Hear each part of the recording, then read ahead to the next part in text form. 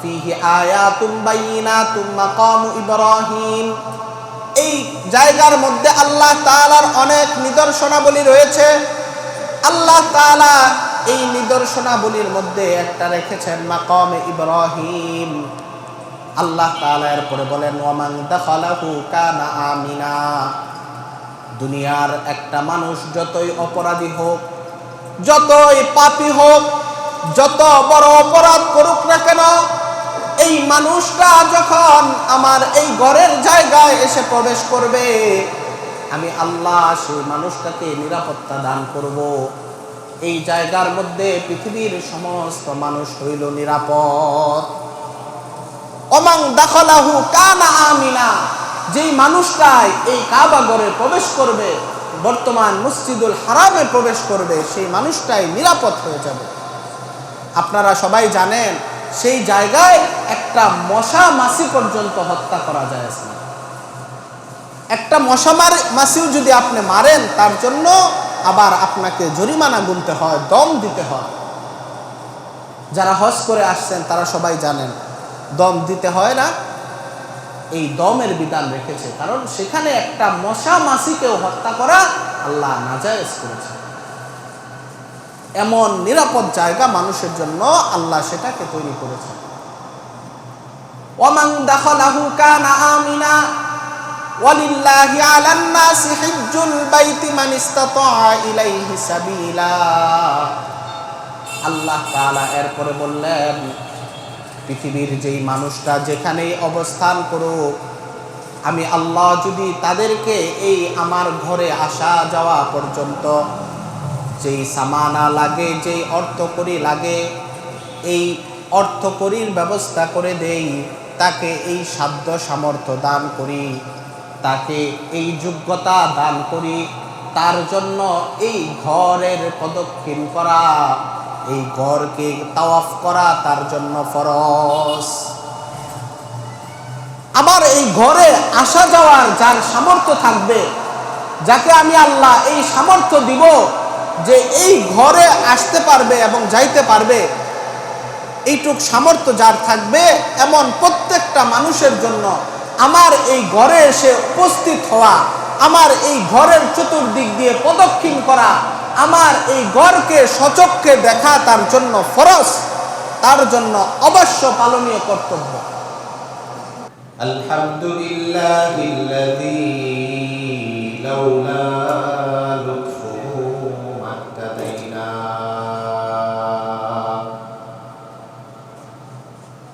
ওয়া লাউলা ফাদলুহু মা তাসাদ্দাকনা ওয়া লা সাল্লাইনা ওয়া লা সুমনা ওয়া লা ضحينا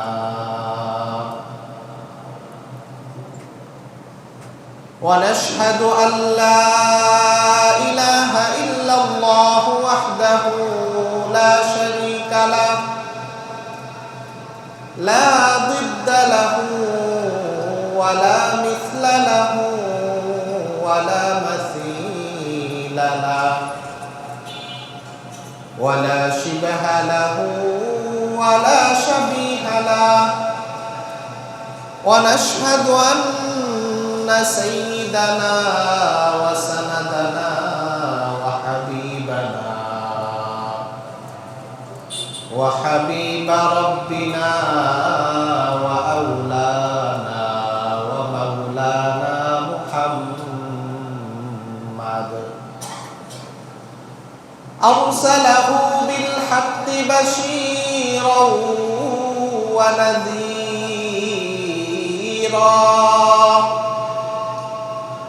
وداعيا إلى الله بإذنه وسراجا وقمرا منيرا أما بعد فأعوذ بالله من الشيطان الرجيم بسم الله الرحمن الرحيم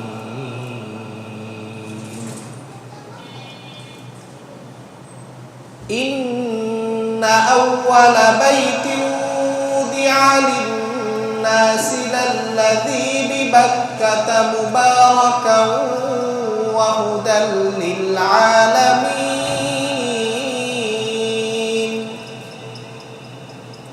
فيه آيات بينات مقام إبراهيم ومن دخله كان آمنا ولله على الناس حج البيت من استطاع إليه سبيلا ومن كفر فإن الله غني عن العالمين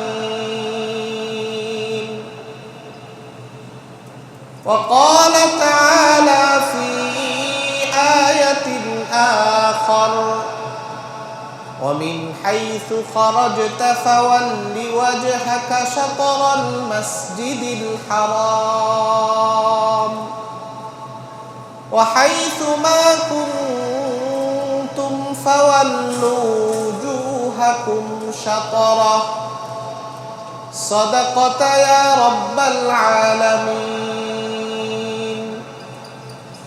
وقال رسول الله صلى الله عليه وسلم الحج المبرور ليس له جزاء إلا الجنة أو كما قال النبي عليه الصلاة والسلام سبحانك لا علم لنا إلا ما علمتنا إنك أنت العليم الحكيم اللهم صل على محمد وعلى آل محمد كما صليت على إبراهيم وعلى آل إبراهيم إنك حميد مجيد اللهم بارك على محمد وعلى آل محمد كما باركت على إبراهيم وعلى آل إبراهيم إنك حميد مجيد بلغ العلا بكماله كشف الدجى بجماله حسنت جميع خصاله صلوا عليه وآله ميدوره مجبوره أي سيد عالم ميدوره مجبوره أي سيد عالم दीदार दिखाते नहीं आवाज सुना दो दीदार दिखाते नहीं आवाज सुना दो बलगल उला बिकमालिही कशफद दुजा बिजमालिही हसनत जमीअ खिसालिही صلوا عليه وآله الحمد لله মহান রব্বুল ইজ্জত ওয়াল জালালের দরবারে লক্ষ কোটি শুকর আদায় করছি। মহান মালিক আমাকে আপনাকে অত্যন্ত দয়া করে মায়া করে মেহেরবানি করে দুনিয়ার সমস্ত কাজ থেকে ফারেক করে আল্লাহ তাআলার এক মহান হুকুম জুমার নামাজ আদায় করার লক্ষ্যে দুনিয়ার সর্বশ্রেষ্ঠ স্থান আল্লাহ তাআলার ঘর মসজিদে আসার মতো বসার মতো তৌফিক দান করেছেন। সবাই অন্তর থেকে আল্লাহ তাআলার শুকর আদায় করে জবানে জুড়ে সুরে বলি আলহামদুলিল্লাহ। লক্ষ কোটি দুরুদ ও সালাম পেশ করছি আকায়ে নামদার তাজদার মদিনা রহমাতুল লিল আলামিন শফিউল মুযনবিন আকায়ে নামদার মদিনা কা তাজদার হযরত মুহাম্মদুর রাসূলুল্লাহ সাল্লাল্লাহু আলাইহি ওয়াসাল্লামের আলিশান দরবারে। মুহতারাম মুআজ্জাজ মুসল্লিয়ানে কেরাম, এই জুমার দিন অত্যন্ত বরকতের একটা দিন। আল্লাহ তাআলা এই জুমার দিনকে সপ্তাহের বাকি 6 দিনের চাইতে শ্রেষ্ঠত্ব দান করেছেন। সাইয়্যিদুল আইয়াম বলা হয়ে থাকে এই জুমার দিনে। জুমার দিন ইমানদার মুসলমানের আনন্দ প্রকাশের দিন। হাদিসে পাকের মধ্যে আছে এই জুমার দিন গরিবের জন্য আল্লাহ তাআলা ঈদের দিন সাব্যস্ত করেছেন। যেভাবে জুমার দিনকে আল্লাহ তাআলা মানুষের আনন্দ প্রকাশের জন্য দিয়েছেন, এভাবে জুমার দিনের কিছু ফজিলত আল্লাহ তাআলা আলাদাভাবে বিশেষভাবে দান করেছেন। হাদিসে পাকের মধ্যে রয়েছে জুমার দিনে এমন একটা সময় থাকে যে সময়ে বান্দা আল্লাহ তাআলার কাছে যেই দোয়াই করুক না কেন আল্লাহ তার সেই দোয়াকে ফিরিয়ে দেন না। বান্দা যেটাই চাক আল্লাহ তার এই চাওয়াকে অসম্পূর্ণ রাখেন না, আল্লাহ তার এই দোয়াকে কবুল করেন। এই সময় সম্পর্কে মুহাক্কিকগণ বলেছেন দুইটা সময়ের ব্যাপারে অধিক সম্ভাবনাময়। একটা হলো জুমার নামাজের 2 খুতবার মাঝখানের যে সময়টা থাকে, এই সময়ে দোয়া করলে আল্লাহ তাআলা এই দোয়াকে ফিরিয়ে দেন না। দ্বিতীয়ত হলো জুমার দিন আসরের নামাজের পর থেকে মাগরিবের আগ পর্যন্ত এই সময়টাও অত্যন্ত গুরুত্বপূর্ণ। এই সময়ে যদি দোয়া করা হয় আল্লাহ তার এই দোয়াকে ফিরিয়ে দেন। বিশেষভাবে জুমার দিনের অন্যতম একটা ইবাদত হলো আসরের নামাজের পরে দুরূদ শরীফ পাঠ করা। 80 বার দুরূদ শরীফ পাঠ করে যদি আমরা যে কোনো দোয়া করি, আশা করা যায় আল্লাহ আমাদের এই দোয়াকে ফিরিয়ে দিবেন না। আমার দোয়া যত বড় জিনিসও হোক না কেন, আমার কাছে মনে হইতে পারে এটা অনেক বড় একটা জিনিস, আল্লাহর কাছে এই জিনিস কিছুই না। আল্লাহ যে কোনো মুহূর্তে চাইলে আপনাকে সেটা দান করে দিতে পারে। এই জন্য মনের যত তামান্না আছে, মনের যত ইচ্ছা আছে, মনের যত আবেগ আছে, এগুলোকে আল্লাহ তাআলার কাছে হাত তুলে পেশ করতে হবে।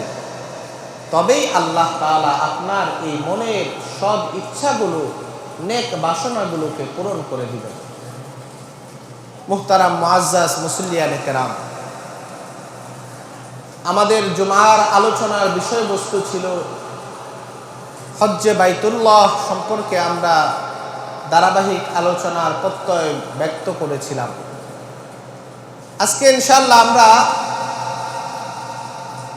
বাইতুল্লাহ শরীফের ইতিহাস এবং তার ফজিলত সম্পর্কে আলোচনা করব। এই বাইতুল্লাহকে সামনে নিয়ে প্রতিটা মানুষ নামাজের নিয়ত করে। এই বাইতুল্লাহ শরীফ মানুষের আবেগের সাথে জড়িত। মানুষের ভালোবাসা তার প্রতি অগণিত। বাইতুল্লাহ শরীফ আল্লাহ তাআলা যাদেরকে যাওয়ার তৌফিক দান করেছে তাদের মুখ থেকে শোনা, মানুষটা যত বড় গুনাহগারী হোক না কেন, তার অন্তর যত কঠোরই হোক না কেন, যত শক্ত মনেরই মানুষ হোক না কেন, বাইতুল্লাহ শরীফকে দেখে মানুষটা ঠিক থাকতে পারে না।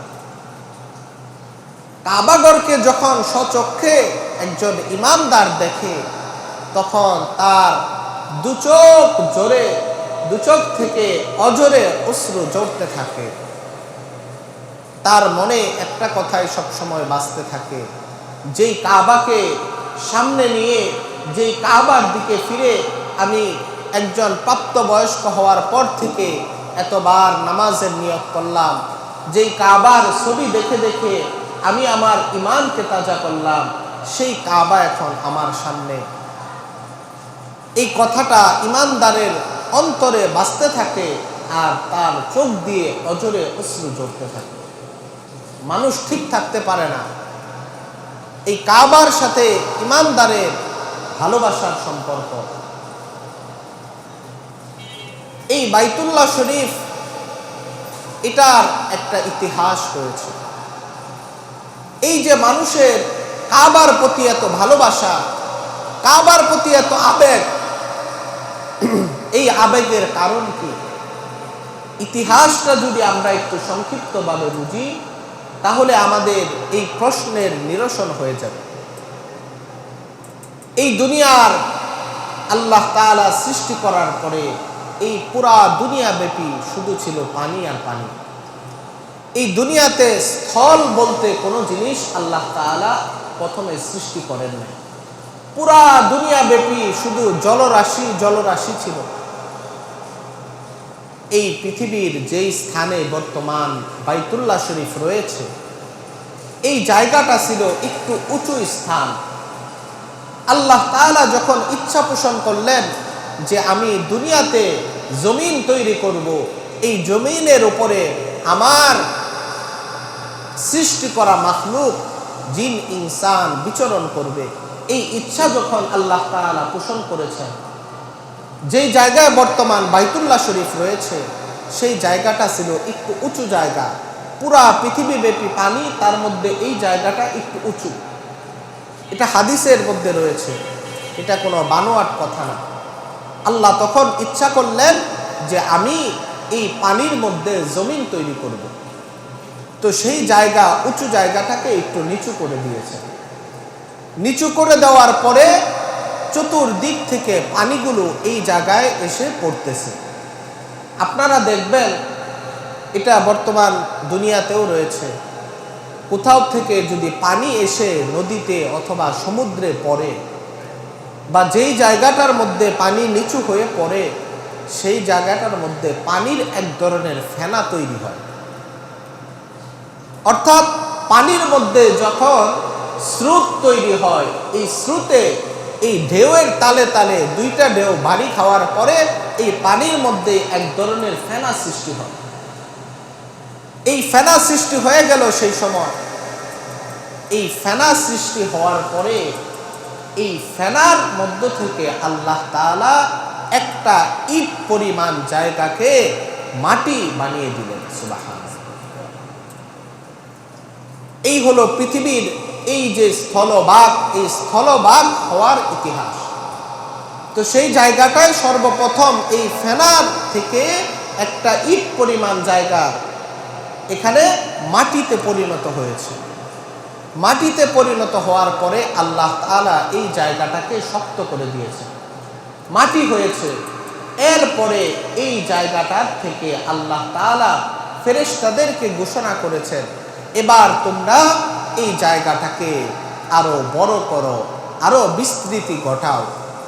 আল্লাহ তাআলা ফেরেশতাদের এই ঘোষণা দেওয়ার পরে ফেরেশতারা এই জায়গাটাকে টেনে এই জায়গাটাকে আরো বড় করেছে। আর বর্তমান আমরা যেই স্থলভাগে রয়েছি, এই স্থলভাগের উৎপত্তি হয়েছে। মুহতারাম মুআজ্জাজ, কথাগুলো ভালো করে বুঝবেন। এই কাবা ঘরের যেই জায়গায় আল্লাহ তাআলা প্রথম একটা ইটা পরিমাণ জায়গা মাটি তৈরি করলেন, পরবর্তীতে আল্লাহ তাআলা এই জায়গাতেই কাবা ঘর নির্মাণ করেছেন।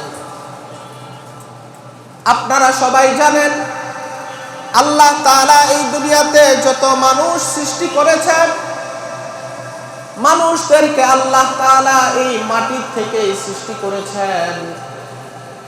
আল্লাহ তাআলা কালামুল্লাহ শরীফের মধ্যে বলে দিয়েছেন, মিনহা খলাকনাকুম ওয়া ফিহা নুঈদুকুম ওয়া মিনহা নুখরিজুকুম তারাতান উখরা। আমি দুনিয়ার মানুষদেরকে এই মাটি থেকে সৃষ্টি করেছি, আমি আল্লাহ আবার দিন শেষে এই মানুষদেরকে মাটিতে ফিরিয়ে নিয়ে যাব। মাটিতে ফিরিয়ে নেওয়া যাওয়ার পরে আবার যখন তার পুনরুত্থান ঘটবে, আমি আল্লাহ তাদেরকে এই মাটি থেকে আবার পুনরায় উঠাবো। অর্থাৎ মানুষের সাথে এই মাটির সাথে সম্পর্ক হলো তার সৃষ্টির। আল্লাহ তাআলা প্রথম মাটি স্থাপন করলেন এই কাবা ঘরের জায়গায়। সেই মাটির দ্বারাই আবার মানুষদেরকে সৃষ্টি করেছেন। শুধু সৃষ্টি করেই ক্ষান্ত হন নাই, মানুষটা মারা যাওয়ার পরেও আবার তাকে মাটিতেই দাফন করা হয়। আবার যখন তাকে পুনরায় উঠানো হবে, আল্লাহ বলেন আমি তাদেরকে এই মাটির থেকেই পুনরায় উঠাবো। মাটির সাথে মানুষের সম্পর্ক আছে না? এই মাটি কোত্থেকে সৃষ্টি হয়েছে? এই কাবা ঘরের জায়গা থেকে সর্বপ্রথম মাটির সৃষ্টি হয়েছে। এই জন্য এটা আমি যে তর্জমাটা এখন করলাম এই আয়াতে, এটা হলো একটা সরল তর্জমা। কোন মুফাসসির এটার তর্জমা এভাবে করেছেন যে আমি আল্লাহ মানুষদেরকে কাবা ঘর থেকে সৃষ্টি করেছি, আবার তাদেরকে এই কাবা ঘরের জায়গায় নিয়ে যাব। আবার আমি আল্লাহ এই কাবা ঘর থেকে তাদেরকে উঠাবো। কেন? যেই প্রথম মাটি সেই জায়গায় যদি কাবা হয়, কেমন যেন ওই জায়গার নাম হয়ে গেল কাবা, বাইতুল্লাহ। এটার তর্জমা কোন মুফাসসির এভাবেও করেছে। এই জন্যই তো মানুষের সাথে এই কাবা ঘরের সাথে এত আবেগ, এত ভালোবাসা এই কাবা ঘরের প্রতি। আল্লাহ তাআলা এরপরে এই জমিনকে সৃষ্টি করার পরে আল্লাহ তাআলা আদম আলাইহিস সালাতু ওয়াস সালামকে সৃষ্টি করেছেন। আদম আলাইহিস সালাতু ওয়াস সালামকে সৃষ্টি করার পরে জান্নাত থেকে যখন নবী আদম আলাইহিস সালাতু ওয়াস সালাম এবং মা হাওয়াকে দুনিয়াতে পাঠানো হয়, আপনারা ইতিহাস জানেন, আল্লাহ তাআলা আদম আলাইহিস সালাতু ওয়াস সালামকে জান্নাত থেকে পাঠালেন শ্রীলঙ্কার একটা পাহাড়ের মধ্যে, আর মা হাওয়া আলাইহিস সালাতু ওয়াস সালামকে যেই জায়গায় পাঠালেন সেটা হলো বর্তমান মক্কা নগরীর জেদ্দা নামক স্থানে। আদম আলাইহিস সালাতু ওয়াস সালামকে জান্নাত থেকে পাঠিয়েছে কোথায়? সেই সুদূর মক্কা থেকে অনেক দূরে শ্রীলঙ্কার একটা পাহাড়ের মধ্যে। আর মা হাওয়া আলাইহিস সালাতু ওয়াস সালামকে পাঠিয়েছেন এই মক্কা শরীফের অদূরে অবস্থিত জিদ্দা নামক স্থানে। এই জায়গার নাম জিদ্দা কেন রাখা হয়েছে? আমাদের সকলের, আমাদের নানি অথবা দাদি এই সম্পর্কিত আমাদের সকলের মা হাওয়া আলাইহিস সালাতু ওয়াস সালাম। কেন? তার ঘরের সন্তানাদিদের থেকেই পরবর্তী আমাদের বংশধর হয়েছে। আরবিতে জাদ্দুন বলা হয়, জাদ্দাতুন বলা হয় দাদা, জাদ্দুন বলা হয় দাদাকে, নানাকে, আর জাদ্দাতুন বলা হয় দাদি এবং নানিকে। এই জায়গার নাম অনুসারে যেহেতু ওনার সাথে আমাদের সকলের সম্পর্ক দাদি অথবা নানি হিসাবে, এই দিকে নিসবত করে পরবর্তীতে মক্কার যেই জায়গায় হাওয়া আলাইহিস সালাতু ওয়াস সালামের অবতরণ ঘটেছিল সেই জায়গার নাম জিদ্দা নামে নামকরণ করা হয়েছে, যেটা বর্তমান সৌদি আরবের একটা বন্দর নগরী হিসাবে প্রসিদ্ধ। এবার আদম আলাইহিস সালাতু ওয়াস সালামকে শ্রীলঙ্কার একটা পাহাড়ে পাঠানোর পরে আর মা হাওয়া আলাইহিস সালামকে মক্কার অদূরে একটা পাহাড়ের মধ্যে পাঠানোর পরে আল্লাহ তাআলা এবার নির্দেশ দিলেন, তোমরা দুইজনে চলতে থাকো একে অপরের খুঁজে, একজন আরেকজনকে খোঁজার জন্য বের হয়ে যাও। আল্লাহ তাআলার নির্দেশে দুইজনকে খুঁজতে খুঁজতে তারা ছুটে চললেন। ছুটে চলতে চলতে তারা যখন আরাফার ময়দানে এসে উপস্থিত হয়েছেন, আরাফার ময়দানে এসে উপস্থিত হওয়ার পরে তাদের দুইজনের সাক্ষাৎ ঘটে গেছে। সুবহানাল্লাহ। মাঝখানে দীর্ঘকাল পর্যন্ত দুইজনের মধ্যে কোনো যোগাযোগ ছিল না, দুইজনের মধ্যে কোনো নেটওয়ার্ক ছিল না। আল্লাহ তাআলার দেওয়া নির্দেশ অনুযায়ী তারা শুধু চলতেই রয়েছে। হঠাৎ করে যে সময় আল্লাহ তাআলার মর্জি হয়েছে, আল্লাহ এবার এই দুইজনের মধ্যে আল্লাহ আবার পুনরায় সম্পর্ক স্থাপন করে দিয়েছেন, পরিচয় করিয়ে দিয়েছেন। এই যে আরাফার ময়দান আমরা বলি, আরাফাত এই শব্দের আরবি কি অর্থ?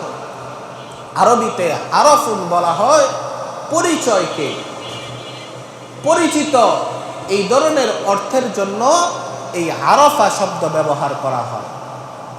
আরাফা ইয়ারিফু, এখান থেকে। এই জন্য যেহেতু এই মাঠের মধ্যে সর্বপ্রথম আমাদের আদি পিতা হযরত আদম আলাইহিস সালাতু ওয়াস সালাম এবং আমাদের সকলের আদি মাতা হাওয়া আলাইহিস সালাতু ওয়াস সালামের দুইজনের পরিচয় হয়েছে, এই জন্য এই মাঠের নামকরণ করা হয়েছে আরাফার ময়দান। একদিকে যেইভাবে এই দুইজনের মধ্যে পৃথিবীর দুই প্রান্তর থেকে আগমন করার পরে এই মাঠের মধ্যে পরিচয় হয়েছে, এই জন্য আরাফার নামকরণ করা হয়েছে। আবার আরেক দিকে আল্লাহ তাআলা এই মাঠটা এমন কাজের জন্য নির্বাচন করেছেন, পৃথিবীর যেই প্রান্তরেই মুসলমান থাকুক, ইমানদার পৃথিবীর যে প্রান্তরেই থাকুক, আল্লাহ তাআলা এখানে এমন একটা আমলের ব্যবস্থা করেছেন, এমন একটা কাজের ব্যবস্থা করেছেন। একটা সময়ে জিলহজ মাসের এই 9 তারিখে আল্লাহ তাআলা পৃথিবীর যেই প্রান্তরেই মুসলমানরা থাকুক, পৃথিবীর সমস্ত প্রান্তরের মুসলমানদের ভিতরে আবার পুনরায় একটা পরিচয় ঘটান। পৃথিবীর সমস্ত মুসলমানরা এসে এই মাঠের মধ্যে জমা হয়। এই মাঠের মধ্যে জমা হওয়ার পরে পৃথিবীর সমস্ত মানুষ যে যেখানেই থাকুক, কেউ পূর্ব প্রান্তরে, কেউ পশ্চিমে, কেউ উত্তরে, কেউ দক্ষিণে, যে যেখানেই থাকুক, সবার মধ্যে আবার একটা নতুন করে পরিচয় হয়, সবার মধ্যে একটা কুশল বিনিময় হয়, সবার মধ্যে তাদের ভালোবাসা, তাদের সহানুভূতি ভাগ করে নেওয়ার একটা সুযোগ হয়। এই জন্য এই মাঠের যেহেতু পৃথিবীর মুসলমানদের আজও পর্যন্ত পরিচয়ের স্থান, তাদের মধ্যে মিলনের স্থান, এই জন্য এই মাঠের নামকরণ করা হয়েছে আরাফার ময়দান। মুহতারাম মুআজ্জাজ, আমি যে আলোচনায় আপনাদের কাছে করতেছিলাম, আল্লাহ তাআলা আদম আলাইহিস সালাতু ওয়াস সালাম এবং মা হাওয়া আলাইহিস সালাতু ওয়াস সালামের পরিচয় হওয়ার পরে এখন আল্লাহ তাআলা আদম আলাইহিস সালাতু ওয়াস সালামকে নির্দেশ দিলেন, তোমরা এবার আল্লাহ তাআলার জন্য একটা ঘর তৈরি করো, যেই ঘরটা হবে পৃথিবীর সর্বশ্রেষ্ঠ জায়গা, যেই ঘর হবে পৃথিবীর সমস্ত ঘরের মধ্যে সবথেকে বেশি মর্যাদাশীল, যেই ঘরটা হবে পৃথিবীর সর্বপ্রথম ঘর, যেই ঘর বাড়িতে তোমরা বসবাস করবা, তোমরা যেই ঘরের মধ্যে তোমাদের জীবন যাপন করবে, এই ঘরের আকৃতি কেমন হবে, এই ঘরটা তোমরা কিভাবে বানাবে, এর ডেমো হিসাবে এর জন্য তোমরা আমার দেওয়া নির্দিষ্ট স্থানে একটা ঘর নির্মাণ করো। এই নির্দেশ এবার আদম আলাইহিস সালাতু ওয়াস সালামকে আল্লাহ তাআলা দিলেন। এবার দুইজনে মিলে আদম আলাইহিস সালাতু ওয়াস সালাম এবং মা হাওয়া আলাইহিস সালাতু ওয়াস সালাম দুইজনে মিলে আল্লাহ তাআলার ঘর বানাবে। কোন জায়গায় বানাবে জানে না। আল্লাহ তাআলা ফেরেশতাদেরকে পাঠিয়ে দিলেন যে তোমরা নবী আদম আলাইহিস সালাতু ওয়াস সালামের সহযোগী হিসাবে কাজ করো। এদিকে জিবরাইল আমিনকে আল্লাহ তাআলা পাঠিয়ে দিয়েছেন, যেই জায়গাটায় আমি সর্বপ্রথম মাটির উৎপত্তি ঘটিয়েছি, মাটি হিসাবে আমি যেই জায়গাটা সর্বপ্রথম সৃষ্টি করেছি, এই জায়গাটার মধ্যে হবে আমার প্রথম ঘর। এই জায়গাটাকে তুমি আদম আলাইহিস সালাতু ওয়াস সালামকে দেখিয়ে দাও। জিবরাইল আমিন এসে আমাদের আদি পিতা আদম আলাইহিস সালামকে এই ঘরের জায়গাটা দেখিয়ে দিয়েছেন, চিহ্ন দিয়ে দিয়েছেন। সেই জায়গার মধ্যে আদম আলাইহিস সালাতু ওয়াস সালাম এই আল্লাহ তাআলার ঘর, এই কাবা ঘরকে সর্বপ্রথম পৃথিবীতে তৈরি করলেন, বানালেন। আল্লাহ তাআলা এই কথাগুলো সূরাতুন নিসার মধ্যে আল্লাহ তাআলা বর্ণনা করেছেন। আল্লাহ তাআলা বলেন, ইন্না আউওয়ালা বাইতি উদিআ লিন-নাস লাল্লাযী বিবাক্কাতা মুবারাকাও ওয়া হুদাল লিল আলামিন। আল্লাহ তাআলা বলেন, পৃথিবীতে যে ঘরটা সর্বপ্রথম নির্মাণ করা হলো তোমাদের মানুষের জন্য, যে ঘরটা আল্লাহ তাআলা সর্বপ্রথম নির্মাণ করলেন, সেই ঘরটা বাক্কায় অর্থাৎ বর্তমান মক্কা নগরীতে অবস্থিত। আল্লাহ তাআলা বলেন, ফিহি আয়াতুম বাইয়িনাতুম মাকামু ইব্রাহিম। এই জায়গার মধ্যে আল্লাহ তাআলার অনেক নিদর্শনাবলী রয়েছে। আল্লাহ তাআলা এই নিদর্শনাবলীর মধ্যে একটা রেখেছেন মাকামে ইব্রাহিম। আল্লাহ তাআলা এরপরে বলেন, ওয়ামান দাখালাহু কানা আমিনা। দুনিয়ার একটা মানুষ যতই অপরাধী হোক, যতই পাপী হোক, যত বড় অপরাধ করুক না কেন, এই মানুষটা যখন আমার এই ঘরের জায়গায় এসে প্রবেশ করবে, আমি আল্লাহ সেই মানুষটাকে নিরাপত্তা দান করব। এই জায়গার মধ্যে পৃথিবীর সমস্ত মানুষ হইল নিরাপদ। ওমান দাখালাহু কানা আমিনা। যেই মানুষটাই এই কাবা ঘরে প্রবেশ করবে, বর্তমান মসজিদুল হারামে প্রবেশ করবে, সেই মানুষটাই নিরাপদ হয়ে যাবে। আপনারা সবাই জানেন সেই জায়গায় একটা মশা মাছি পর্যন্ত হত্যা করা যায় না। একটা মশা মাছিও যদি আপনি মারেন, তার জন্য আবার আপনাকে জরিমানা গুনতে হয়, দম দিতে হয়। যারা হজ করে আসছেন তারা সবাই জানেন দম দিতে হয় না। এই দমের বিধান রেখেছে, কারণ সেখানে একটা মশা মাছিকেও হত্যা করা আল্লাহ নাজায়েজ করেছে। এমন নিরাপদ জায়গা মানুষের জন্য আল্লাহ সেটাকে তৈরি করেছে। ওয়ামান দাখালাহু কানা আমিনা ওয়ালিল্লাহি আলান নাসি হিজ্জুল বাইতি মান ইসতাতাআ ইলাইহি সাবিলা। আল্লাহ তাআলা এরপরে বললেন, পৃথিবীর যেই মানুষটা যেখানেই অবস্থান করুক, আমি আল্লাহ যদি তাদেরকে এই আমার ঘরে আসা যাওয়া পর্যন্ত যেই সামানা লাগে, যেই অর্থকড়ি লাগে, এই অর্থকড়ির ব্যবস্থা করে দেই, তাকে এই সাধ্য সামর্থ্য দান করি, তাকে এই যোগ্যতা দান করি, তার জন্য এই ঘরের প্রদক্ষিণ করা, এই ঘরকে তাওয়াফ করা তার জন্য ফরজ। আবার এই ঘরে আসা যাওয়ার যার সামর্থ্য থাকবে, যাকে আমি আল্লাহ এই সামর্থ্য দিব যে এই ঘরে আসতে পারবে এবং যাইতে পারবে, এইটুক সামর্থ্য যার থাকবে, এমন প্রত্যেকটা মানুষের জন্য আমার এই ঘরে এসে উপস্থিত হওয়া, আমার এই ঘরের চতুর্দিক দিয়ে প্রদক্ষিণ করা, আমার এই ঘরকে সচক্ষে দেখা তার জন্য ফরজ, তার জন্য অবশ্য পালনীয় কর্তব্য। এটাকেই বলা হয় হজ। হজের আরো বিভিন্ন ফরজ আছে, আরো ওয়াজিবাত আছে, তবে সব থেকে মূল যে বিষয় সেটা হলো এই বাইতুল্লাহর প্রদক্ষিণ করা। এই বাইতুল্লাহ শরীফের চারপাশ দিয়ে ঘোরা, এটা হলো এই হজের মূল বিষয়। আল্লাহ তাআলা এই কথাটাই এই আয়াতের মধ্যে বলেছেন, ওয়ালিল্লাহি আলান নাসি হিজ্জুল বাইতি মান ইসতাতাআ ইলাইহি সাবিলা।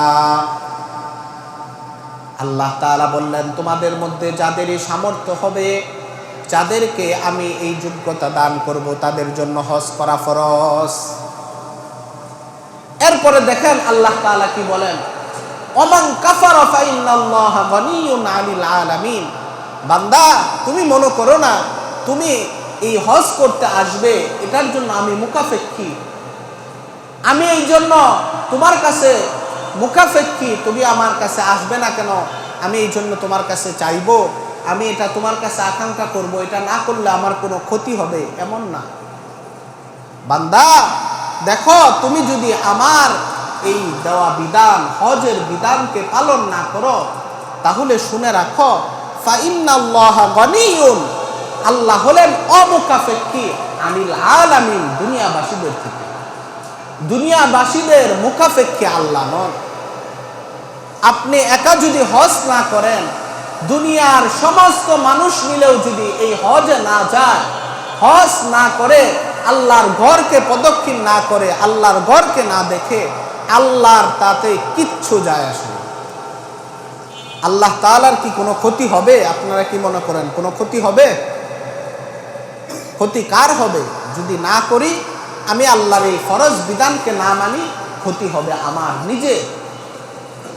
আমি আল্লাহর একটা ফরজ বিধানকে অমান্য করার বিনিময়ে হতে পারে আমার জন্য আখিরাতে জাহান্নাম বরাদ্দ। আল্লাহ আমার এই ইবাদতের জন্য মুখাপেক্ষী না। আমার ধ্যান ধারণা হতে হবে এমন, আমার চিন্তা হতে হবে এমন যে আল্লাহ যেহেতু আমাকে সামর্থ্য দান করেছেন, এটা তো আমি আমার যোগ্যতা বলে করি নাই। টাকা পয়সা ধন দৌলত এটা কোনোদিন মানুষ তার নিজের যোগ্যতা বলে অর্জন করতে পারে না।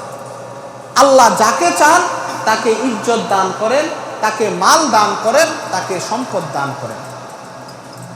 এই কথাও তো কোরআনে আল্লাহ বলে দিয়েছে, কুলিল্লাহুম্মা মালিকাল মুলকি তুতিল মুলকা মান তাশা ওয়া তুইজ্জু মান তাশা ওয়া তুযিল্লু মান তাশা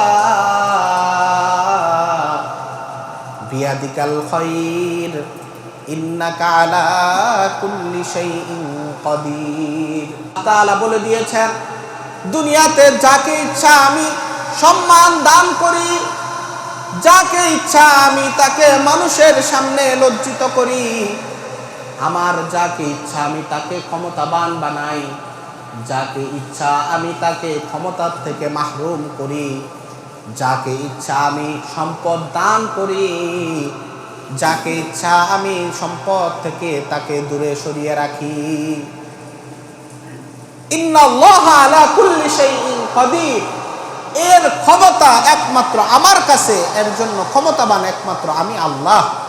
তোমাদের হাতে এই বিষয়ের কোনো ক্ষমতা নাই। তোমরা চাইলেই একজনকে বড়লোক বানাইতে পারবা না, একজনকে টাকাওয়ালা বানাইতে পারবা না। এই জন্য এই সম্পদ আল্লাহ তাআলার দেওয়া। আল্লাহ তার ঘরকে দেখার জন্য, তার ঘরের প্রদক্ষিণ করার জন্য এই সম্পদ আপনাকে দিয়েছেন। এই নিয়ামতের নাশুকরিয়া যেন আমার দ্বারা না হয়। আমাদের যাদের সামর্থ্য হয়েছে, সামর্থ্য যাদের রয়েছে, প্রত্যেকের জন্য উচিত হলো আর কাল বিলম্ব না করে এই হজের জন্য প্রস্তুতি গ্রহণ করা। আল্লাহ তাআলা আমাদের সবাইকে তৌফিক দান করুন। এই প্রথম ঘর আল্লাহ তাআলা নির্মাণ করেছেন, এই ঘরের কি মর্যাদা রয়েছে। আল্লাহ তাআলা এই ঘরটা এমনভাবে আল্লাহ তাআলা তৈরি করেছেন, এই ঘরের ভিত্তি স্তর 7 তবক জমিনের নিচ পর্যন্ত রয়েছে। জমিনের নিচের দিকে এই 7টা স্তর রয়েছে, এই 7 তবক জমিনের নিচেও এই কাবা ঘরের ভিত্তিপ্রস্তর রয়েছে। নিচের দিকে যেভাবে রয়েছে, আবার ঠিক উপরের দিকেও আল্লাহ তাআলা 7ম আসমান পর্যন্ত এই কাবা ঘরকে স্থাপন করেছেন। সুবহানাল্লাহ। প্রথম আসমানেও এই কাবা ঘরের একটা জায়গা আছে, যেই জায়গাটা নির্দিষ্ট, এটা কাবা ঘরের এই সিধা বরাবর এই জায়গা, যেই জায়গা তারা এই কাবা ঘর হিসেবে জানে। এভাবে আল্লাহ তাআলা 7 আসমান পর্যন্ত এই কাবা ঘরের স্ট্রাকচারকে রেখেছেন। সেটা আমরা চোখে দেখি না, একটা নূরের দ্বারা, নূরের আলো দ্বারা এটা রয়েছে। আবার 7 আসমানের উপরে আল্লাহ আরেকটা কাবা ঘর নির্মাণ করেছেন। আরেকটা কাবা রয়েছে, সেটাকে বলা হয় বাইতুল মামুর। সেটা হলো ফেরেশতাদের জন্য কাবা, যেই কাবাকে কেন্দ্র করে ফেরেশতারা ইবাদত করে। এই বিষয়ে আরো অনেক কথা আছে, সময় আমাদের হাতে নাই, এই জন্য এই সপ্তাহে আর আলোচনা বাড়াচ্ছি না। এই কাবা ঘরের অনেক ফজিলত রয়েছে, হাদিসে পাকের মধ্যে রয়েছে আল্লাহ তাআলা এই কাবা ঘরে প্রতিদিন অসংখ্য অগণিত আল্লাহ তাআলা রহমত নাজিল করে। এই কাবা ঘরে যারা প্রতিদিন তাওয়াফ করে আল্লাহ তাআলা তাদের জন্য প্রতিদিন ৮০টা করে রহমত তাদের জন্য নির্বাচন করেছেন। এই কাবা ঘরকে সরাসরি দেখে যারা আল্লাহ তাআলা ইবাদত করে, বন্দিগি করে, আল্লাহ তাআলা তাদেরকে ৪০টা রহমত দান করে। আর যারা দূরের থেকে এই কাবা ঘরকে সামনে নিয়ে ইবাদত করে, কাবা ঘরের দিকে তাকিয়ে থাকে, আল্লাহ তাদেরকে ২০টা রহমত দান করে। এইরূপ আরো অনেক ফজিলত রয়েছে। এই কাবা ঘর আমরা যেন সবাই স্বচক্ষে দেখতে পারি, কাবা ঘরকে জড়িয়ে ধরে আমরা যেন আমাদের মনের আবেগকে প্রকাশ করতে পারি, এই কাবা ঘরকে সামনে নিয়ে আমরা যেন ইবাদত করতে পারি। আল্লাহ তাআলা আমাদের সবাইকে তৌফিক দান করুক। সবাই বলুন আল্লাহুম্মা আমিন। মুহতারাম মুআজ্জাজ মুসল্লিয়ানে কেরাম, আজকে আরেকটা বিষয়ে সংক্ষেপে আপনাদের সামনে আলোচনা করতে চাই। এই যে আগামী 14 তারিখ আসতেছে, এই দিনে আমাদের দেশে একটা কালচার চালু আছে। আমাদের বাংলা নববর্ষ পহেলা বৈশাখ, 14ই এপ্রিল ফুল বলা হয় বা বাংলা নববর্ষ। এই দিনটা আমাদের ইমানদার মুসলমানের সাথে কোনো সম্পর্ক নাই। ইমানদারের সাথে এই পহেলা বৈশাখের কোনো সম্পর্ক নাই। পহেলা বৈশাখে যেই সমস্ত কার্যকলাপ করা হয়, যেই সমস্ত বেহায়াপনা প্রদক্ষিণ করা হয়, যেই সমস্ত অশ্লীলতা এই দিন প্রকাশ করা হয়, এর সাথে ইমানদার মুসলমানের কোনো সম্পর্ক নাই। এই পয়লা বৈশাখকে কেন্দ্র করে আমাদের এই সমাজে কত মানুষ তাদের ঈমানকে হারায়, এর কোনো সীমা নেই। পয়লা বৈশাখকে কেন্দ্র করে যেই সমস্ত অনুষ্ঠান, যেই সমস্ত শোভাযাত্রা, যেই সমস্ত মূর্তি তারা প্রদক্ষিণ করে, যেই সমস্ত কাজ তারা নির্বাচন করে, এর একটাও ইমানদার মুসলমানের সাথে কোনো সম্পর্কিত না, বরং প্রত্যেকটা কাজ ইমানদারের ঈমানকে হরণ করার জন্য, ইমানদারের ঈমানকে তার থেকে ছিনিয়ে নেওয়ার জন্য যথেষ্ট। পয়লা বৈশাখের নামে যেই মঙ্গল শোভাযাত্রা বের করা হয়, এর মধ্যে দেখবেন হুতুম পেঁচার ছবি তারা আকৃতি নিয়ে তারা এই মিছিল করে। এই মঙ্গল শোভাযাত্রার সাথে ইমানদারের কোনো সম্পর্ক নাই, এর সম্পর্ক হলো হিন্দুয়ানি কালচারের সাথে। এই পান্তা ইলিশ খাওয়ার নামে যে অপসংস্কৃতি এই দেশে চালু করা হয়েছে, এর সাথে মুসলমানের কোনো সম্পর্ক নাই, এর সম্পর্ক হলো এই বিধর্মীদের কালচারের সাথে। এই পয়লা বৈশাখকে কেন্দ্র করে দেশের যত জায়গায় সাংস্কৃতিক অনুষ্ঠান করা হয়, যত জায়গায় গান বাদ্য করা হয়, এর সাথে ইমানদারের কোনো সম্পর্ক নাই, এর সাথে সম্পর্ক হলো কাফের বেঈমানের সাথে।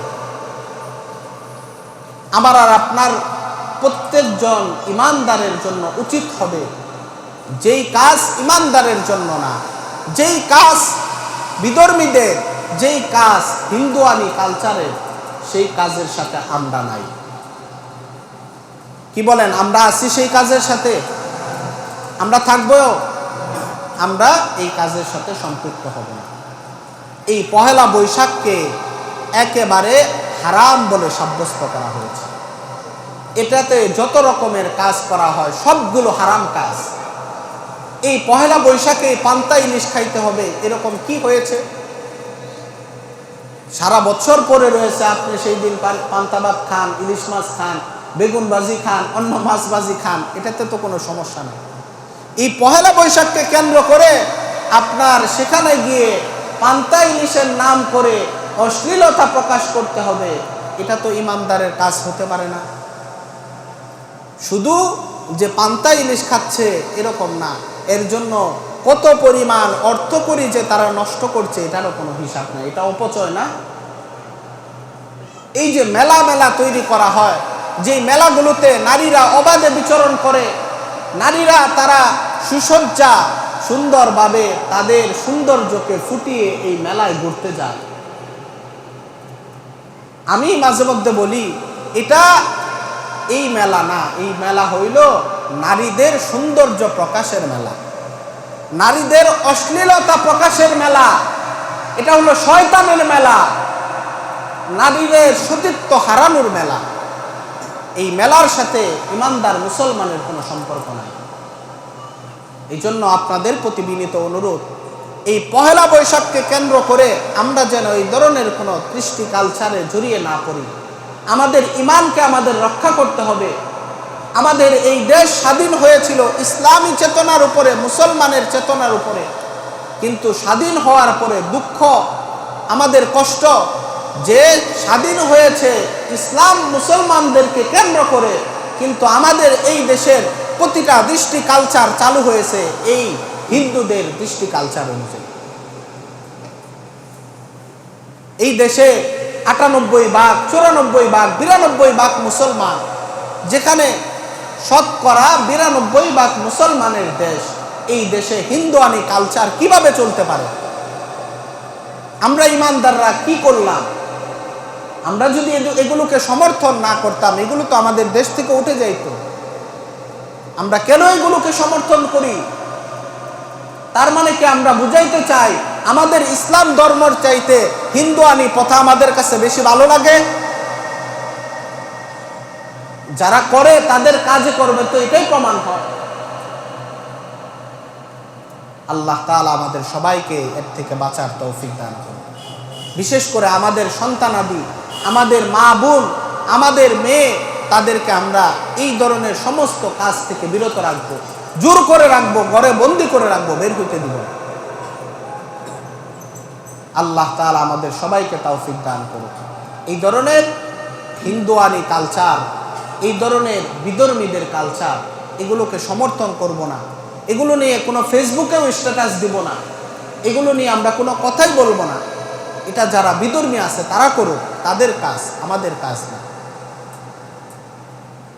আমাদের সবাই যেন এটা যদি বিরত করি, আমরা যদি বিরত হয়ে যাই, এক সময় এই প্রথাটা এমনি আমাদের দেশ থেকে চলে যাবে। আল্লাহ তাআলা তৌফিক দান করুন। আল্লাহ সর্ব অবস্থায় আমাদের ঈমানকে বাঁচিয়ে রাখার তৌফিক দান করুন। জীবনের শেষ পর্যন্ত ঈমান নিয়ে ইসলামের উপরে অটল অবিচল থাকার তৌফিক দান করুন। ওয়া মা আলাইনা ইল্লাল বালাগ ওয়া আখির দাওয়ানা আনিল হামদুলিল্লাহি রাব্বিল আলামিন।